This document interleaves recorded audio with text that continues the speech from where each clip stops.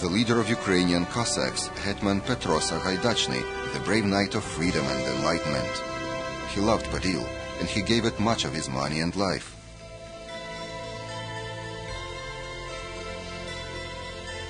The city was traditionally divided into the upper part, Starokievska hill, where princes and their retinue lived, and the lower part, Podil, the abode of craftsmen and vendors. The largest and most impressive building here is the coaching yard. It stands on the central Kontraktova square.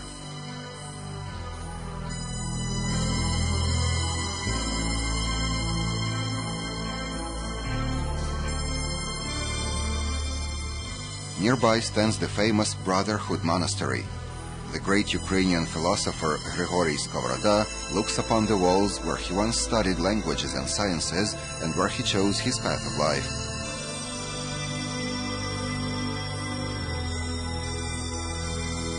In 1620, Hetman Sagaidachny made the whole of his Cossack army members of the Kiev Brotherhood. Together with other patrons, he donated tremendous funds to the Brotherhood School, which became one of Europe's best-known higher educational establishments, the Kiev Mohila Academy.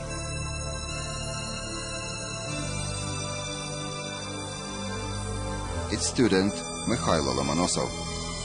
Its patron and preceptor, whose name the Academy bears, Metropolitan of Kiev and Belarus, Petro Mohila. A lot of prominent scientists and artists graduated from this academy.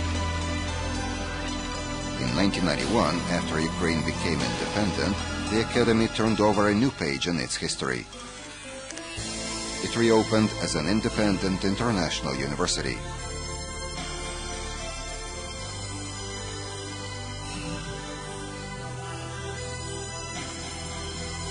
This is Kontraktova Square, Kiev's historical marketplace, the venue of international fairs and auctions.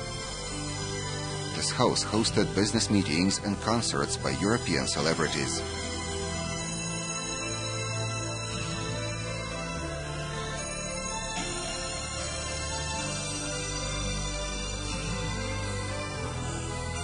The appearance of Podil, its history and traditions, the character of activities have shaped the peculiar lifestyle of its residents, their manners and habits. They have made Podil a kind of city within the city.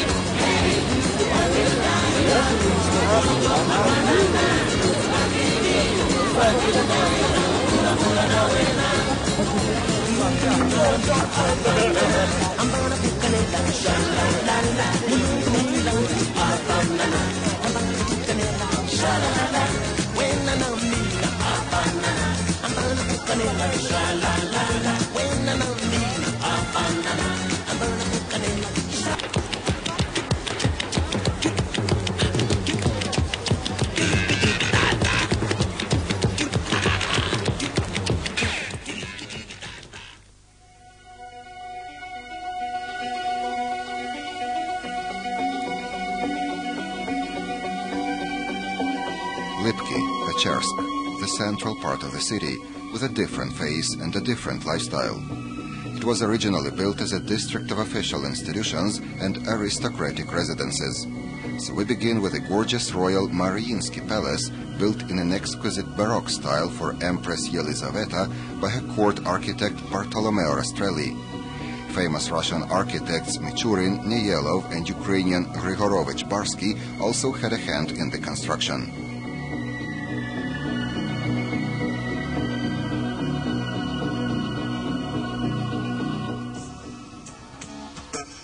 The building of the Ukrainian parliament, designed by architect Zabolotny, became a symbol of democracy in Ukraine's new history. The Soviet-era architectural style of the 1930s is also represented by the building of the Cabinet of Ministers, designed by architect Fokin.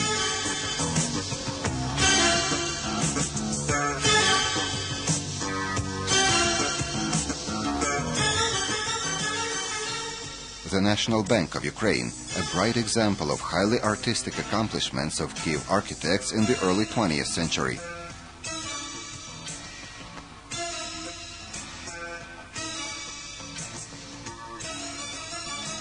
Passers-by often pause to stare at this exquisite North Italian Renaissance style and to admire this marvelous creation by the mid-19th century Kiev architect Beretti.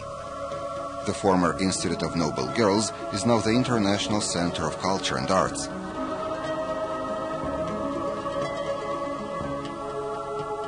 This area got its name from a linden grove that once covered this hill. Lipki is the Ukrainian for lime trees. Now there's nothing left of it but the name.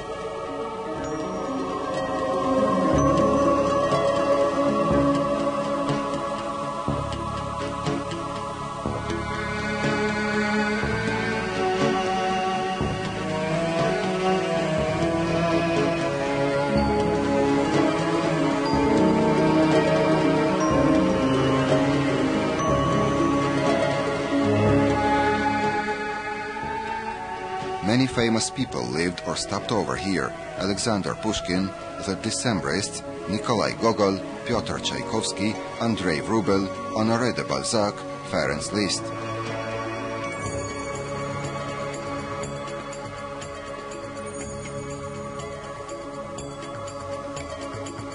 Lipki also remembers the revolutionary upheavals of 1905 and 1917, the calamities of the Civil War and the Second World War.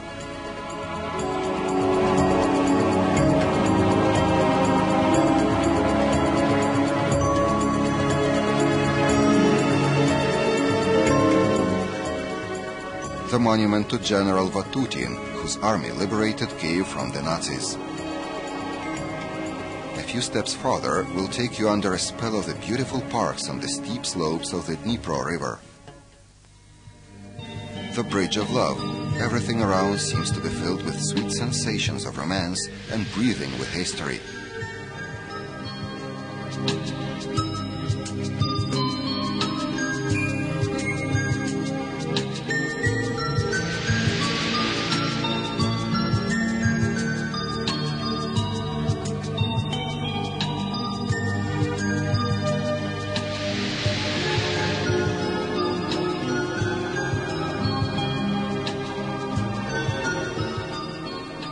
The great Ukrainian poet and playwright Ivan Kotlяревsky and the characters of his immortal version of Aeneid.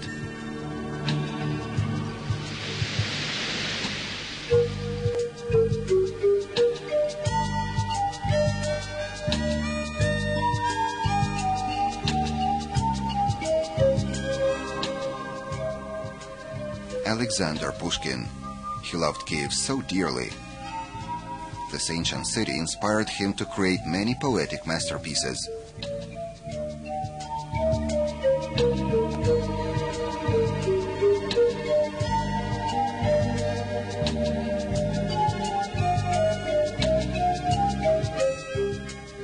The grave of Askold, breathing with legends of ages.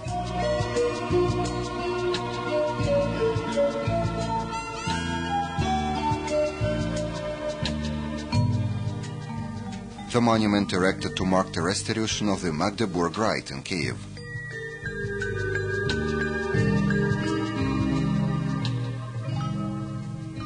The Vladimir Hill. The great prince of Kiev, Vladimir, the son of Sviatoslav, the baptizer of Kiev Rus. This bronze monument is a reminder of the epoch-making turn in the history of Eastern Slavs who accepted Christianity and joined the civilized world.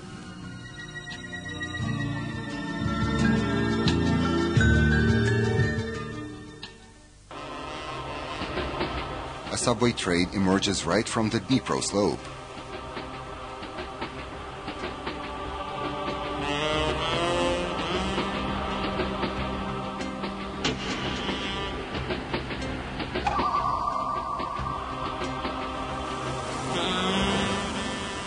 This is the Dnipro embankment. This river had different names and different ages. The ancient Greeks called it Boristan, Northern River. The ancient Slavs called it Slavutich, glorious, proud. The Dnipro attracts residents and visitors of Kiev, even those who make a short stopover. It is impossible to imagine Kiev without the Dnipro.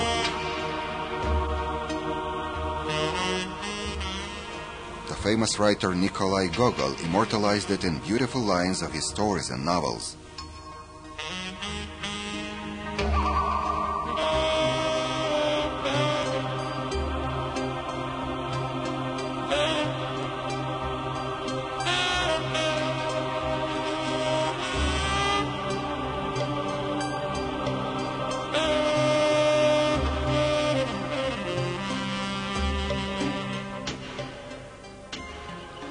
Just feel the touch of these golden sands on the Dnipro beaches.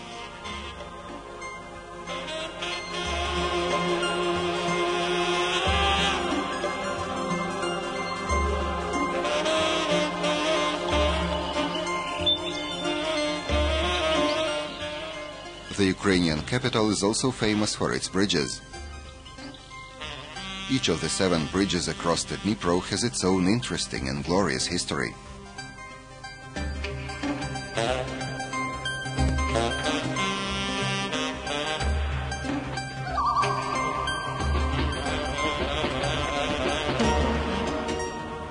Now let's go back to the city.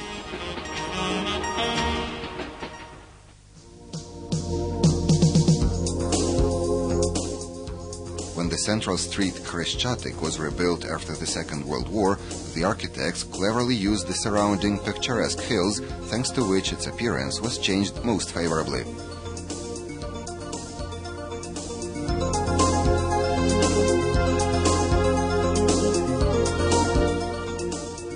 This building on Prorizna Street is officially classed as a piece of high historical value. It was built in 1900 as a boarding house under the pretentious name Palermo and the confectionery shop Marquis.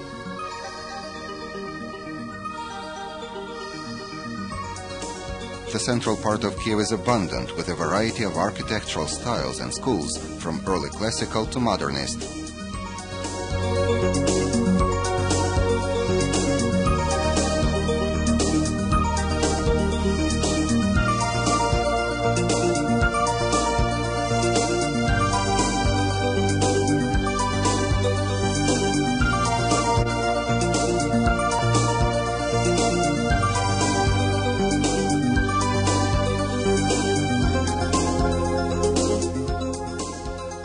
Here you can even come across monuments to literary characters, like this funny beggar and cheater from a satirical novel by Ilf and Petrov.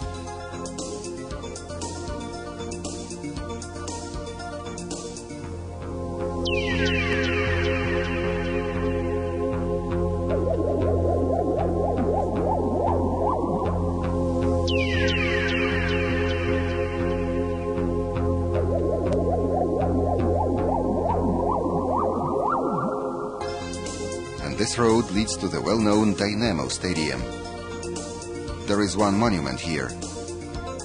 This monument is to the legendary soccer player and coach Valery Lobanovsky. And this is the real European Champions Cup, won by Andriy Shevchenko. A sort of gift from a grateful pupil to his teacher.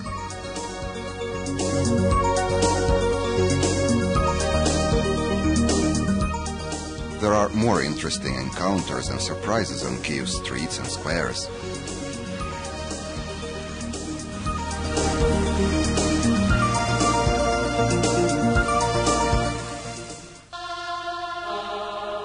Kiev has about a score of theaters, among them the Ivan Franko Ukrainian Academic Drama Theater, which has played a significant role in the development of the national stage art.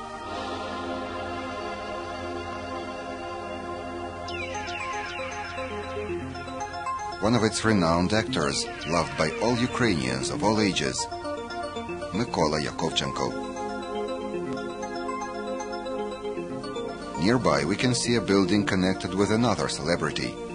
This building, formerly Gymnasium No. 8, is where the famous ballet dancer Serge Lifar studied.